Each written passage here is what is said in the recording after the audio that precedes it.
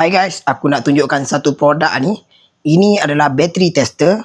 Yang ni korang boleh check korang punya bateri ni, dia punya condition masih okey ataupun dah tak boleh guna. Cara nak guna dia punya battery tester ni senang je. Kalau kau nak beli ni, kau boleh tekan je dekat beg kuning ataupun korang boleh tekan je gambar produk yang ada dekat video ni. Cara nak guna dia senang je. Ini adalah video part 1. Saya akan tunjuk cara untuk check dia punya CCA. Berapa CCA bateri ni korang kena google lah. Okay, cara nak guna dia senang je. First kali korang kena clamp hitam-hitam, merah-merah.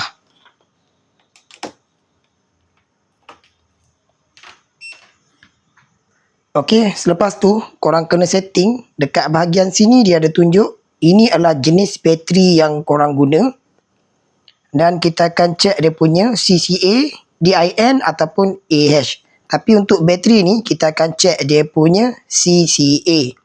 Di video part 2 aku akan tunjuk untuk check dia punya AH. Jadi pilih korang punya jenis bateri. Yang ni adalah bateri standard. Pilih je standard. Kemudian tukar kepada CCA. Untuk bateri ni dia punya CCA adalah 350. Jadi korang kena setting lah dekat sini 350.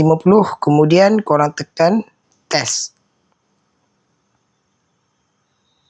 Okey, korang boleh tengok dekat sini dia punya bateri ni, korang tengok dia punya SOH 86%. Maksudnya okey lah condition bateri ni.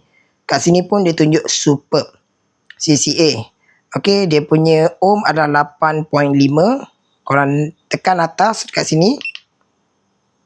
Dia punya M adalah 327 M. Dia punya EDC, tekan dekat atas. Untuk voltage dia 12.67. Senang korang dapat tahu korang punya bateri. Okey, bateri ni masih okey, tak perlu ditukar. Kita jumpa di video part 2.